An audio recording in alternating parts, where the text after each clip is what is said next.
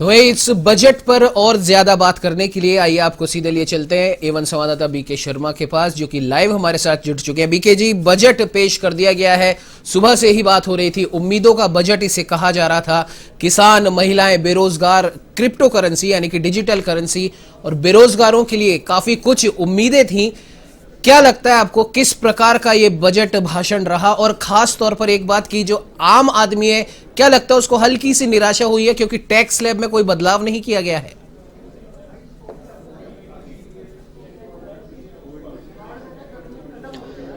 उमंग, ये बजट बहुत ही महत्वपूर्ण था क्योंकि 5 राज्यों के चुनाव हैं और इसके साथ साथ कोविड काल का ये दौर है। तो इसमें ये बजट सबकी निगाहें थी कि इसमें काफ़ी कुछ ऐसा सरकार को अनाउंस कर सकती है जो अभी देश के लिए ज़रूरत है और देशवासी के लिए ज़रूरत है। तो यहाँ पर जो सीआईआई की ओर से राजपूताना पैलेस शेरेटन में लाइव एक प्रसारण का यहाँ इंतजाम किया गया है और अलग अलग सेक्टर के यहाँ प्रतिनिधि मौजूद है। सीआईआई की ओर से आप देखेंगे कि उनकी ओर से यहाँ बजट को गंभीरता के साथ में देखा सुना गया है और अब ये प्रतिक्रिया के लिए हमारे साथ मौजूद हैं, इनसे बात करेंगे। जो वर्तमान परिस्थितियां हैं, संजय जी, कैसा रहा उनके अनुसार ये बजट? देखिए, ओवरऑल अगर आप देखें तो पिछले साल पेंडेमिक का टाइम था, पिछले साल गवर्नमेंट बजट लेके आई और उसके इस साल में रिजल्ट्स देख के एक चीज क्लियर हो गया कि गवर्नमेंट एकदम राइट ट्रैक के अंदर में है और उसी को फर्दर जो है इन्होंने इस साल के अंदर में एक सबसे बढ़िया चीज तो ये की कि बजट जो है हमारा साल भर का नहीं है। हम इंडिया एट द रेट 75 से लेके इंडिया एट द रेट 100, हम 25 साल का चीजों को दिमाग में रखते हुए हम ये बजट हम आपको दे रहे हैं। इसी के अंतर्गत जो उन्होंने डेवलपमेंट के अंदर में आज जैसे आपके रिवर्स को लिंक करना है, ये बहुत बड़ा प्रोजेक्ट है। ये आएगा, इससे आपके drinking water, hydrocarbon, electricity generation, ये एक दिन का नहीं है, ये टाइम लगेगा ये सब, इसीलिए 25 साल का है। फिर डिजिटल इकोनॉमी की तरफ गवर्नमेंट का जो बढ़ावा है, डिजिटल इकोनॉमी की तरफ जाना, तो ये तो आगे की फ्यूचर चीज ही हो गई डिजिटल इकोनॉमी। वो उसके अंदर में काफी एक थोड़ा सा एक संदेह था कि इलेक्शन है 5 स्टेट में और किसानों का इशू रहा है, तो ये एक लोक लुभावना जो एक शब्द का इस्तेमाल किया जाता है, उसकी वजह से इंडस्ट्रीज के ऊपर प्रेशर आ सकता है, क्या कुछ ऐसा था? नहीं, ऐसा कुछ नहीं लगा। इसके अंदर में पूरे बजट के अंदर में मैंने देखा, वो फाइन प्रिंट्स में क्या आएगा ये मालूम नहीं है, मगर ओवरऑल बजट के अंदर में कोई भी इलेक्शन से रिलेटेड कोई भी ऐसी घोषणा नहीं थी। और हम लोग तो खुद ही चाहते थे कि गवर्नमेंट एग्रीकल्चर सेक्टर के अंदर में और ज्यादा वो इसके अंदर में दे। अब आप देखिए, गवर्नमेंट का ग्रोथ की तरफ फोकस, कैपिटल एक्सपेंडिचर 35% बढ़ाना आज तक का सबसे रिकॉर्ड है ये 35% बढ़ाना। तो ये डेफिनेटली एक ग्रोथ ओरिएंटेड बजट है, एमएसएमई के लिए बजट है और जनरल सब चीजों की डिमांड इससे बढ़ेगी और ओवरऑल बहुत अच्छा बजट है।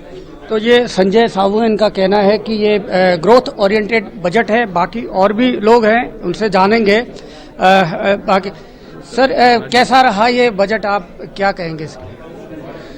देखिए, ओवरऑल बजट में जो गवर्नमेंट का फोकस है ना, वो फोकस इंफ्रास्ट्रक्चर पे ज्यादा है और सभी एरिया को इन्होंने पूरा ध्यान दिया है। और एक चीज ये देखिए कि इस बार गवर्नमेंट ने बजट में पॉलिसी मैटर ज्यादा दिए हैं, बट जो मेरे को मुश्किल लग रहा है वो ये एमएसएमई सेक्टर के लिए इन्होंने ज्यादा नहीं बोला। पर्टिकुलरली जो प्रोप्राइटरशिप हैं, जो पार्टनरशिप फर्म्स हैं जो चलाते हैं, उनमें कोई रिलीफ नहीं है। केवल एक जो उन्होंने स्कीम दी है वो है कि इमरजेंसी लाइन ऑफ क्रेडिट वाली है, लेकिन सभी लोगों ने तो लोन नहीं लिया हुआ है। अदरवाइज एमएसएमई के लिए इस बजट में थोड़ा सा मुश्किल है, कुछ किया नहीं सरकार ने। और दूसरा जो डायरेक्ट टैक्स और इनडायरेक्ट टैक्स या जीएसटी के लिए, उसके लिए भी सिंप्लीफिकेशन के लिए सरकार ने कुछ नहीं किया है।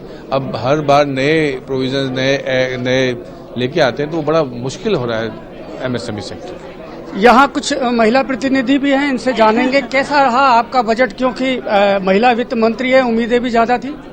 उम्मीदें तो बहुत थी और बजट सुनने में बहुत अच्छा लग रहा है। मेरा हमेशा जो प्रॉब्लम होता है वो इम्प्लीमेंटेशन में होता है, क्योंकि समवेयर अलोंग द लाइन जो सारी अच्छी बातें हैं वो आधी सी लॉस्ट हो जाती हैं।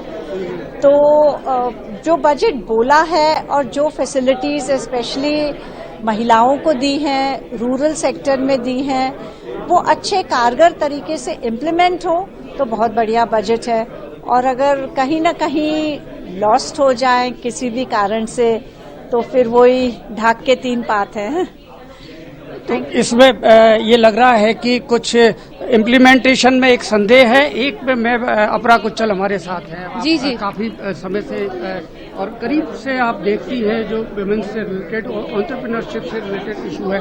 कैसा रहा ये बजट आपके लिहाज से? देखिए, मैं आपको बताना चाहूंगी जो 2 साल का समय हम सबके लिए निकला वो बहुत ही दहशत का समय था। तो हम करीबन जो भी एक्सपेक्टेशन लेकर आए वो ऐसा नहीं था कि हम बहुत सारा कुछ एक्सपेक्ट कर रहे थे, बट ऐसा कर रहे थे कि हम थोड़ा सा उस ट्रैजेक्टरी में जाए जहां पर एक हमारी एडवांसमेंट हो। तो कुछ स्कीम्स जो फाइनेंस मिनिस्टर ने अनाउंस करी वो बहुत अच्छी थी। लेडीज के लिए जो मिशन शक्ति, मिशन वात्सल्य और जो पोषण स्कीम है वो मुझे ऐसा लगता है बहुत ही पॉजिटिव स्टेप है। दूसरा जो उन्होंने ई विद्या का जो प्रोग्राम उन्होंने अनाउंस करा है, वो बच्चे 2 साल से स्कूल नहीं जा रहे थे। एक माँ होने के नाते मेरी भी यही प्रॉब्लम थी।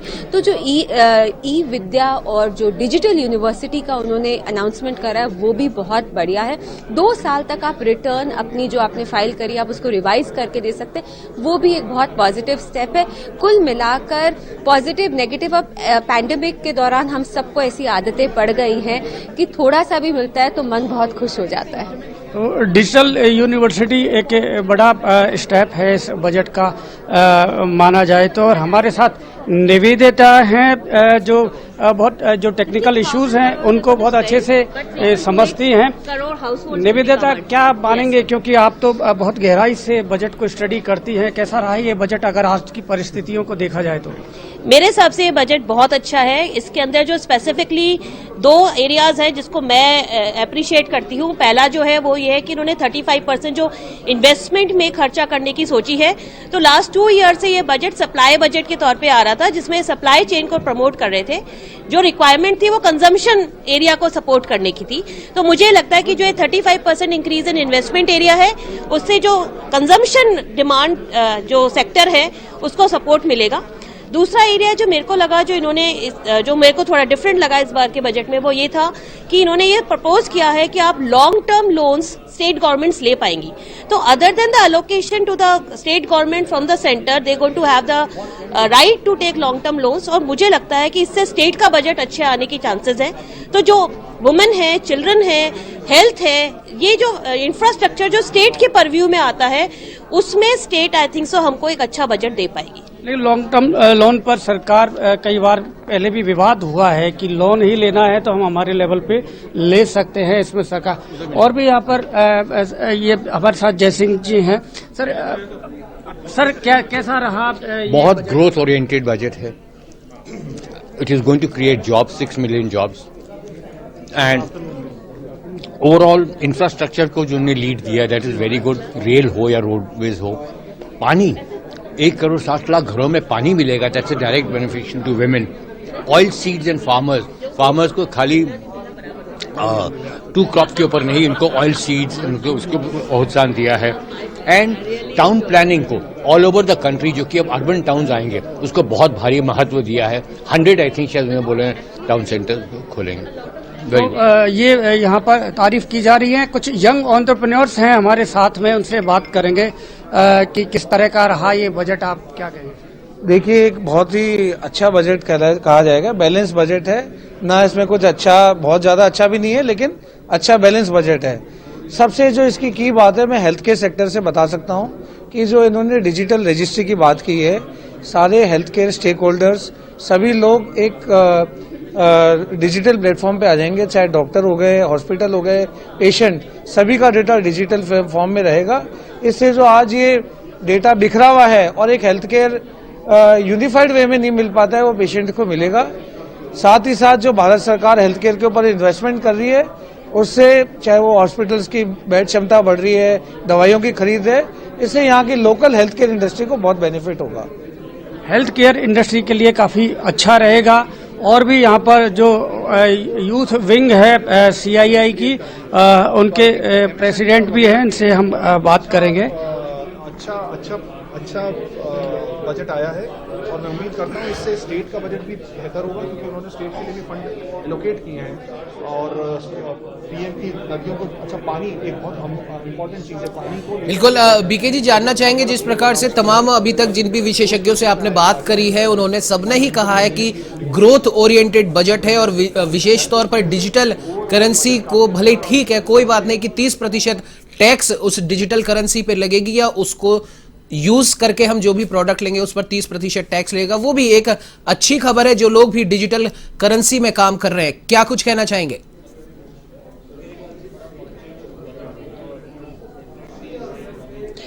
जी हाँ, इस पर यहाँ बात करेंगे हमारे साथ ये जो यंग इंडियंस जो CII का यूथ विंग है उसके प्रेसिडेंट हैं हमारे साथ। सर, डिजिटल करेंसी पर क्या प्रावधान रहे इसमें? एक मानना पड़ेगा कि गवर्नमेंट खुले मन से ग्लोबल इकोनॉमी को देख रही है और जो नई चीजें आ रही हैं ग्लोबल इकोनॉमी में उनको, ग्लोबल बिजनेस में उनको अडेप्ट करने के लिए भारत में इकोसिस्टम बना रही है। डिजिटल करेंसी बहुत दिनों से एक टॉपिक चल रहा है जो कि गवर्नमेंट के पास इसके लिए पॉलिसी निर्धारित नहीं थी, बट गवर्नमेंट का ऐलान करना कि डिजिटल रुपीज 2023 तक हम देख पाएंगे, तो ये बहुत ही अच्छी न्यूज है फॉर स्टार्टअप्स और न्यू एज बिजनेसेस के लिए, जो कि ट्रांजैक्शंस और volume of transaction high volume में करते हैं, उनके लिए ये एक तरह से इकोनॉमी ऑफ स्केल का हथियार बनता है। दूसरी चीज, audio visual gaming and comic के लिए एक कमेटी बनाई जाएगी, which is again Meta world की बात करते हैं, वर्चुअल वर्ल्ड की बात कर रहे हैं, जो फेसबुक, गूगल, माइक्रोसॉफ्ट दुनिया में लाना चाह रहे हैं। उसके लिए भी गवर्नमेंट ने एक ओपन माइंड के साथ एक कमेटी निर्धारित करने की बात करी है। तो आई थिंक ये प्रगतिशील बजट फॉर टुमारो, टुडे तो है ही, बट टुमारो के लिए भी प्लानिंग चल रही है इस बजट में, which is a very good sign. तो ये इनका कहना है कि ये भविष्य का बजट है, ये उमंग माना जा रहा है कि आज के जो प्रावधान है लॉन्ग टर्म इसका इम्पैक्ट होगा, इससे और इसका आगे भी इसका लाभ देश को और यहाँ के जो इंडस्ट्रीज हैं उन सबको मिलेगा। इसके लिए अलग अलग और भी यहाँ लोग हैं, आप इनसे बात करेंगे। सर, आपने बड़ा स्टडी किया है, बजट को देखा है, क्या आप कहेंगे? देखिए, कई चीजें इस बजट में अच्छी हैं, जैसे कि अपने काफी सारा जो कैपिटल एपेक्स और इंफ्रास्ट्रक्चर वगैरह का जो है वो बहुत ही अच्छा है कि इन्होंने इतना इन्वेस्टमेंट किया, इंफ्रास्ट्रक्चर किया, चीजें करी, सब कुछ किया। मैं हेल्थ केयर का बंदा हूं, तो नेशनल डिजिटल हेल्थ मिशन का जो रोल आउट हुआ है वो भी बहुत अच्छी बात है। मेंटल हेल्थ के लिए जो नेशनल प्रोग्राम बनाया जा रहा है वो भी बहुत अच्छी बात है। इवन इनकम टैक्स वगैरह के लिए जो इन्होंने निकाला है कि आप 2 साल बाद रिटर्न रिवाइज कर सकते हैं, आप इसका मतलब टैक्स पेयर को थोड़ा एक विश्वास ला रहे हैं कि हम आपको कह रहे हैं कि आप ये चीज करिए, आपके ऊपर कोई एक्शन नहीं होगा। क्योंकि पहले अगर कभी भी ऐसा होता था तो लगता था कि यार जैसे आप एक चोर हो, जबकि किसी से गलती वगैरह। टेररिज्म को खत्म करने की कोशिश की गई है। यहाँ पर और भी हैं, आशीष माहेश्वरी, इनसे बात करते हैं जो मैन्युफैक्चरिंग से जुड़े हुए हैं। आशीष जी, मैन्युफैक्चरिंग से आप जुड़े हुए हैं, कैसा रहा आपके बजट बैलेंस्ड है और बजट के अंदर एमएसएमई के इकाइयों पर भी ध्यान दिया गया है। जिस तरीके से गवर्नमेंट ने इमरजेंसी क्रेडिट लाइन स्कीम जो है इसकी डेडलाइन बढ़ाई है, डिफेंस सेक्टर के अंदर 65% इंडियन कंपनीज के लिए भी बढ़ावा दिया गया है। जो डिफेंस की प्रोक्योरमेंट है वो 65% से ज्यादा इंडियन कंपनीज से ही लिया जाएगा।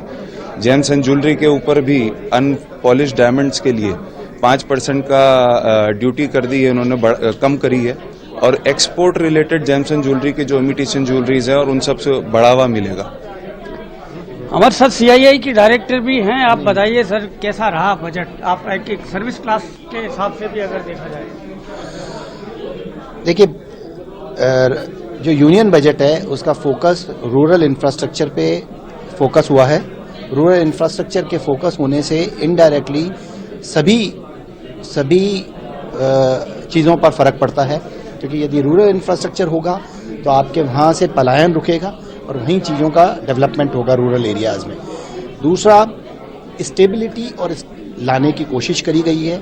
टैक्सेस में कोई ज़्यादा बदलाव नहीं हुए हैं, लेकिन कुछ कस्टम्स ड्यूटीज वगैरह कुछ चीज़ों में चेंजेस हुई हैं, जिनका अब आगे आने वाले दिनों में मालूम पड़ेगा कि किस प्रकार का इसका फायदा हुआ है।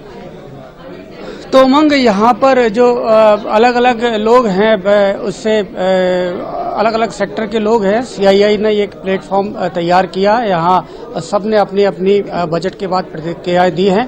ज़्यादातर लोगों से हम बात कर चुके हैं यहाँ, और इसमें वुमेन भी, यंग एंटरप्रेन्योर्स हैं और अलग अलग सेक्टर के लोग हैं।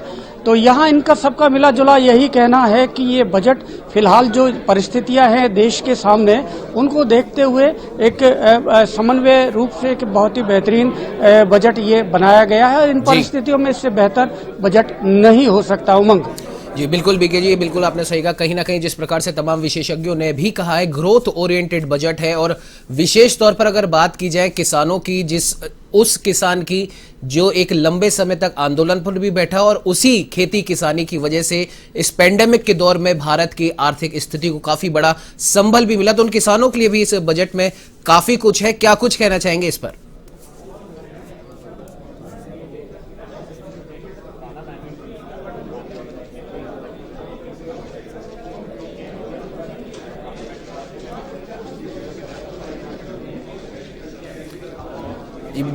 लगता है किसी तकनीकी खामी की वजह से उनसे हमारा संपर्क नहीं हो पा रहा है। दोबारा संपर्क करने की कोशिश करेंगे।